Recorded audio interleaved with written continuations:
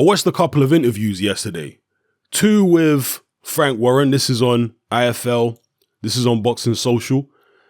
One with Anthony Yard. This is also on Boxing Social. And then finally today, I watched this one with Tunde Ajayi. And this is on IFL. And as you can see on all of them, Dislike Squad is in full effect. That's right. You see there, not so much on the Anthony Yard interview, and I'll come to that in a minute, but certainly with Tunde Ajayi and Frank Warren, Dislike Squad is in full effect.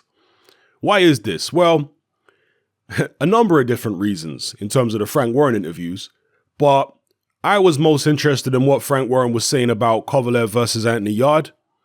He was, I think it's fair to say, non-committal on that fight, which has led a chorus of people to reiterate their claim that Frank Warren, Tunde Ajayi, etc. are just using Sergey Kovalev's name to try and bolster Anthony Yard's profile. There's been a lot of people saying that for quite a while, and based upon Frank Warren's reaction, his sheepish behavior when asked about Kovalev Yard in both these interviews, again, people are reiterating this claim that it's just an elaborate publicity stunt.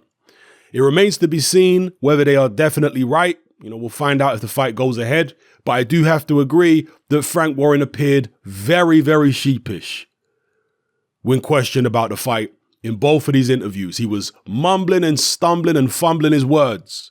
He looked like someone who was guilty and had been caught out and put on the spot and was trying to find an exit route. That's the way he came across to me.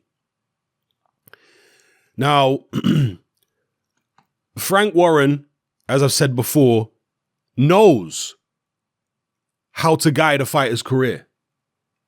The job that he's done with Daniel Dubois and Nathan Gorman so far is a good job in terms of the progression, stepping them up gradually. He brought up people like Billy Joe Saunders, for example, the traditional route, British Commonwealth, European. Frank Warren knows exactly how a fighter's career is traditionally built. He's done it many, many times, and he's done it very well, by the way. I give credit where credit's due. But when it comes to Anthony Yard, it's in one of these interviews. I think it's in this interview with Boxing Social. Or it may be it's in the IFL interview. Coogan asks him, isn't it a bit of a concern for you, Anthony Yard stepping up from the Travis Reeveses of the world to Sergey Kovalev overnight? And Frank Warren says, well, this is what pisses me off. You see, you can never please people. 1 minute they say he needs to step up, and when we do step him up, they say, you shouldn't be stepping him up. It's too soon. Again, he's trying to pull the wool over people's eyes by coming out with a reaction like that. Total nonsense. Nobody sensible is calling for Anthony Yard to step up from the Travis Reeveses of the world to the Kovalevs of the world. No one sensible has ever been calling for that. What we've been calling for is an appropriate step up. And Frank Warren knows about that. He knows what an appropriate step up is. A gradual step up. Building a guy steadily. Not jumping levels massively from fighting journeymen to fighting elite world champions overnight. Who does that? That's usually a recipe for disaster. Frank Warren knows this. So his reaction to Coogan's perfectly reasonable question was ridiculous. All right? And that's probably part of the reason why he's got so many thumbs down. The Dislike Squad is in full effect. Now, yeah, as I say, non-committal on whether this Kovalev Yard fight's going to happen. One thing he did say is the fight has to be in the UK. How realistic is that? Kovalev is now with ESPN and Top Rank in some kind of partnership with his other promoter, Cafe Duva. They have some kind of partnership going on there. How realistic is it that they would be willing to travel to the UK? I mean, Frank Warren would have to stump up a hell of a lot of money to make that happen, I would imagine, to get Kovalev to travel. when he does have ESPN, Cafe Duva top rank in his corner now. And again, in the interview today with Tunde Ajayi, he reiterated the same thing. He said the fight is actually off if we have to travel. We ain't traveling. He even went as far as saying, we are the A side against Kovalev. Let me not even discuss that. You guys can tell me what you think about that. He said he's the A side against Kovalev. He said that Anthony Yarde's the A side against Kovalev. But yeah, they've now put it on the table plain. Well, Tunde has, if the fight is anywhere but the UK, it's not happening. They would turn down the mandatory shot. And I was kind of having a debate with somebody on social media a week or so ago about this fight. And they said, the fight's happening. I'm telling you, the fight's happening. Yarde's going to do it. He's going to knock Kovalev out and all this kind of business. Okay, cool. But I was saying, that's if the fight happens. No, it's definitely going to happen. It's definitely going to happen. You'll see. There's no way they'll pull out of a mandatory. Well, we've now heard it from the horse's mouth. They would pull out of a mandatory unless the fight is in the UK. And not only that, Tunde Ajayi is talking about having this fight at Arsenal's football stadium. The Arsenal still play at the Emirates. People, excuse me, I don't follow football. But last I checked, it was the Emirates Stadium. The Arsenal player. How many, what's the capacity of the Emirates? Like 60, 70,000? Anthony Yarde hasn't even filled out the O2 before, has he? As a headline act. But he's going to jump to the Emirates Stadium and fill out 70,000. This is what Tunde's talking about, not for a fight in the future, for this fight. How realistic is that? Is he just putting that in the way? And saying, well, if we can't get this, we ain't doing the fight. Just basically using it as an excuse not to fight. Is that what he's doing? Again, if I had my way, Anthony Yarde would not be fighting Sergey Kovalev. If I had my way, Anthony Yarde would be fighting, I don't know, somebody like maybe Tommy Carpensi. Someone like Joe Smith Jr. That might even be more of a dangerous step up than I would personally like, a Joe Smith Jr. But certainly a Carpensi, maybe an Isaac Chilemba, somebody like that, like a former world champion or a former world title challenger at light heavyweight, not super middleweight, at light heavyweight, who is likely to give him rounds or go the distance and may come with some ambition. That kind of guy. If they're not going to go the British route, because clearly they're totally avoiding the British route. British, Commonwealth, European. They don't want to go that way. And please don't talk to me about Anthony Yarde is already European champion. He's not. The WBO European belt was invented a year ago or something?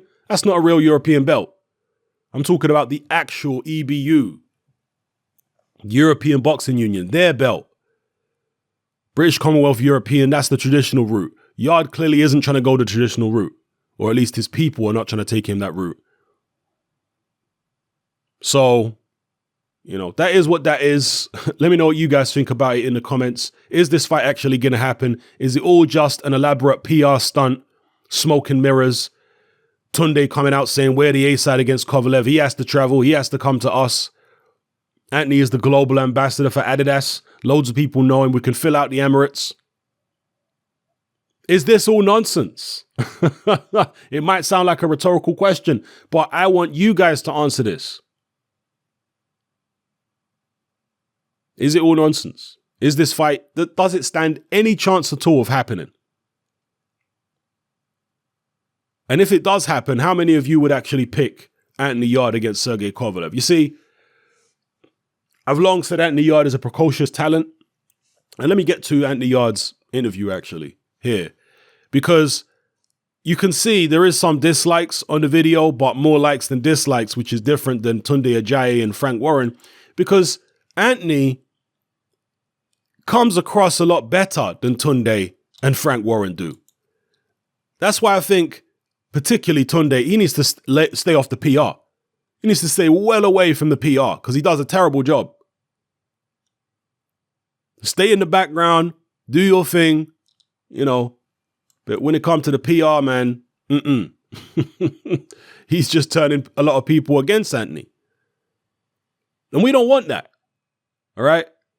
So, yeah, with Anthony, I think he's a precocious talent in terms of being able to pick up the sport of boxing as quickly as he has. He has athleticism, he has strength, all that kind of thing.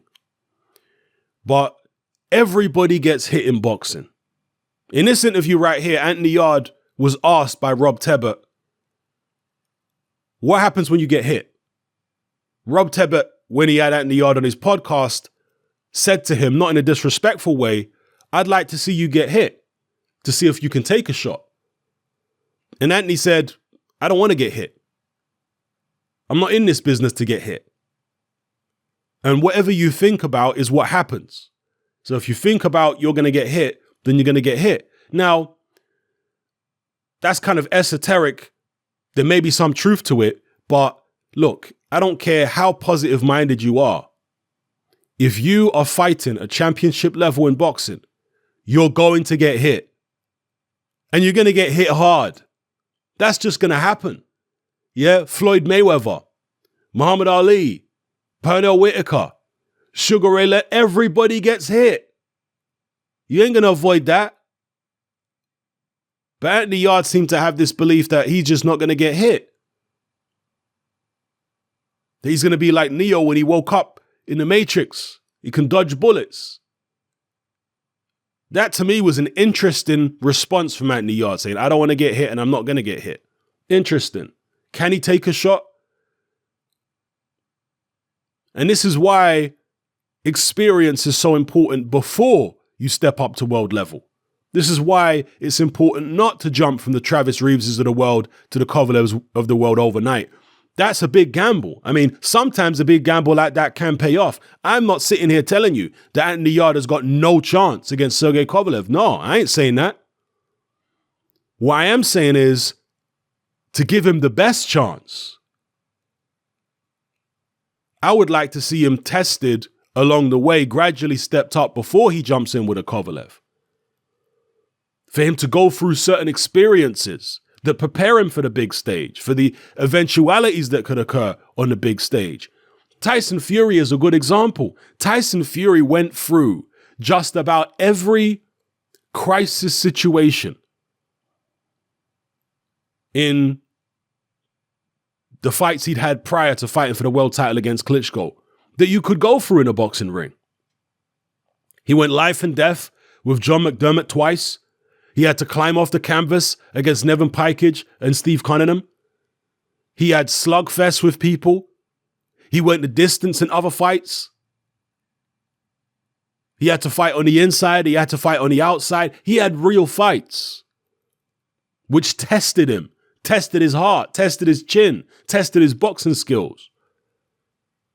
Now, they weren't against elite fighters, but they were sufficient tests to prepare him for world level. So when he went in there with a confidence of, I've dealt with crisis before.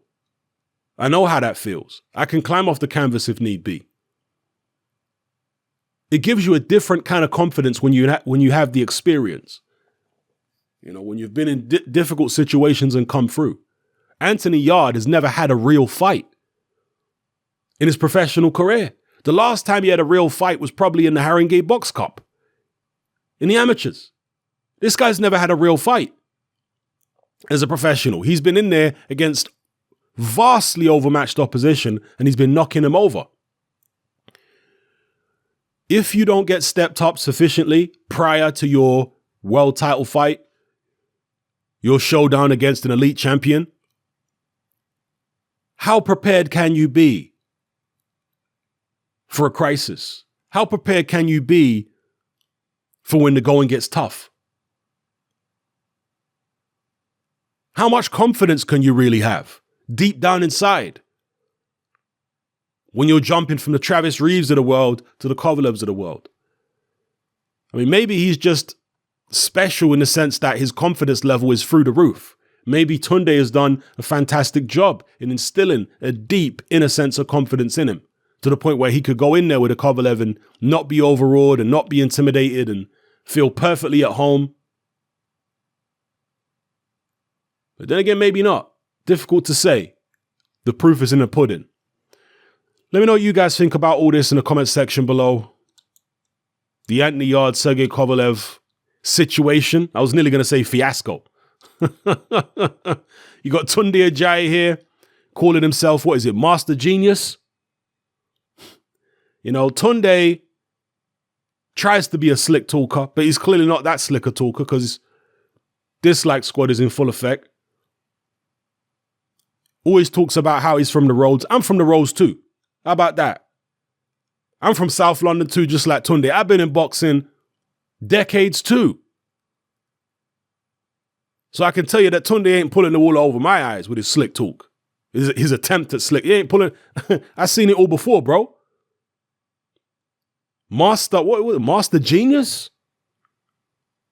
Now, maybe as a trainer, he might prove to be a master genius. We'll see. But when it comes to being a PR man, he's more like a master con man. In fact, he's not even a master con man. How can he be? Because very few people are fooled by the stuff he's saying. Tunde Ajayi has come out and insinuated that the people Anthony Yarde has been fighting are better than the likes of a Joshua Buatsi, Jose Burton, Callum Johnson. Yeah, he's insinuated by that because he's always talking about BoxRec rankings. Oh, they're above them in the rank box. What the hell does BoxRec rankings mean? Computerized rankings don't mean a damn thing. How the hell can a computer scoring system accurately represent where a fighter should be in the rankings? That's ridiculous. A computer doesn't know the nuances. A computer doesn't know that this former champion who a particular prospect might have beaten has been out the ring for 3 years and have been on booze and narcotics and all kinds of things. You know, a computer ranking system cannot incorporate the nuances that a human can when putting together any kind of ranking list. So I've long had people come in my Facebook group and complain about pound for pound lists and top 10 rankings on BoxRec. And I say, disregard the BoxRec rank. Everybody knows it's a computerized system. Forget about it. Now, obviously, when human beings are making their own ranking system, yeah, they can be biased. The sanctioning bodies can be biased. It's about who pays us the sanctioning fees, who we like, who's making the most money, of course. So rankings are whatever at the end of the day, all right, to a certain extent. I mean, you are going to get the best fighters in the top 10, right? That's one thing you are going to get. But you're also going to get some fighters who maybe are not the best fighters in the top 10 sometimes. But trying to make out as though fighting the people Yarde's been fighting is more credible than fighting the Buatsis, the Callum Johnsons, and the Jose Burtons of the world, that is completely absurd, is it not? And then when he said, allow Anthony Yarde's domestic rivals to face some of the guys that Yarde has fought, they'll find out it's not easy. Well, didn't Joshua Buatsi do that a couple fights back and he blasted Avalan out in one round? The guy who taken Yarde 7? Actually, it was very easy. So again, Master Genius, trying to be the master con man, you ain't pulling the wool over my eyes. I'm from where you're from. You know what I mean? You're talking about from the same generation too. You ain't pulling the wool over my eyes. Anyway, drop your comments in the comment section below. Let me know how you feel about this potential fight. Is it all a smokescreen? Is it all an elaborate PR stunt? Will the fight happen at all? What do you think about Tunde saying that Anthony is the A-side, the fight happening at the Emirates, 70,000 people? And he says the reason that they won't fight in the US is because of the judging. He has no problem with Tyson Fury going back to the US. No problem with Carl Frampton going to the US. Because they'll be going to the US with their ESPN deals. No problem with that at all. But no, Anthony Yarde, no, he ain't going to the US for this Kovalev fight. The judging is terrible over there. So what, Frank? You're going to keep all your fighters in the UK now, yeah? Can we hold you to that? Because the judging is so terrible, you're going to keep them all in the UK? Okay, we'll see. Let Let me know how you feel in the comments, people. What's happening? I'm out. Join me on Patreon. I upload a minimum of 2 podcasts every single week, covering a wide variety of controversial topics, as well as live stream Q&A sessions. Take a look on screen right now at some of the podcasts I've produced so far. For just $3 a month, the equivalent of about £2 a month, you get access to all my new podcasts and my entire back catalogue of past podcasts, including my popular Confessions of a Nightclub Bouncer series. You can listen on your computer or on your smartphone or tablet by downloading the Patreon app from the Google Play Store or the App Store for free. The Patreon app also allows you to download each podcast in MP3. For less than the price of a cup of coffee, you get access to dozens of hours of exclusive content. It's easy to sign up, there's no contract, and you can cancel at any time. So come and join our community of free and critical thinkers by signing up with me here on Patreon today.